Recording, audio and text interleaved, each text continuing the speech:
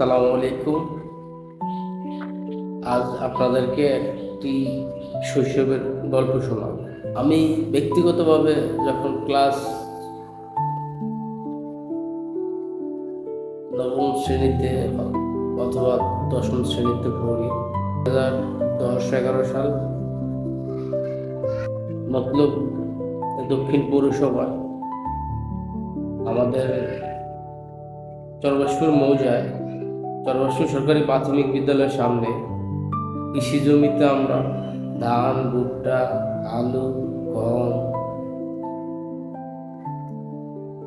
তিল, সরিষা ইত্যাদি সিজন বেঁধে যে সময় যা দরকার ওই সময় রোপণ করতাম।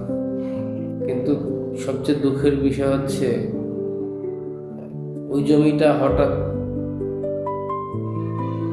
চরবাসপুরের কিছু ক্ষমতাশীল লোকের সহযোগিতায় চরমকুন্দি গ্রামের মৃত হাজী আব্দুল মান্নান ফরাজির 4 পুত্র, বিশেষ করে বিল্লাল ফরাজি, খায়ের ফরাজি আর ছোট 2 ভাই, মতলব বাজারের বিশিষ্ট ব্যবসায়ী খলিল আলী,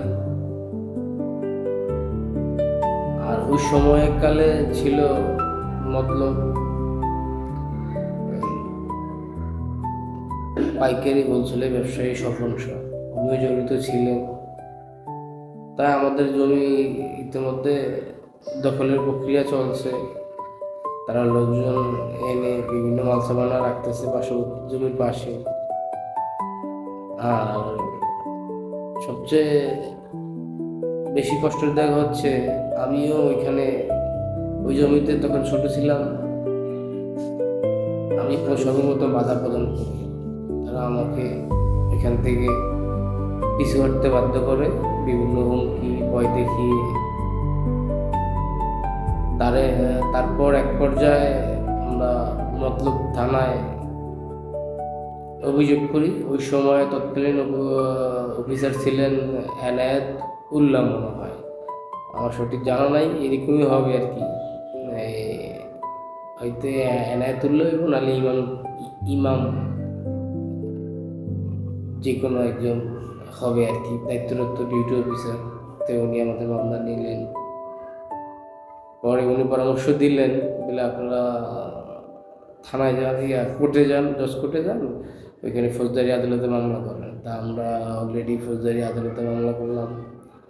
তারপরে ওই আমাদের মামলাটা আদালতে গেল, যাওয়ার পরে ওইখান থেকে আবার পুলিশ তদন্ত আসলো। তাই ভারপ্রাপ্ত কর্মকর্তা মতো দক্ষিণ থানার ওনাকে বললো, আপনি সরজমিন তদন্ত করে একটা প্রতিবেদন প্রকাশ করেন। তাই উনি আসছে। এই কার্যক্রম ইটভাটার দখলের ইত্যাদি সামগ্রী সব কিছু ছিল। তা উনি আবার ম্যাজিস্ট্রেট বলছে, যে অবস্থা আছে এই অবস্থায় কাজগুলা স্থগিত করে রাখেন। তাই উনি স্থগিত করে দিছে।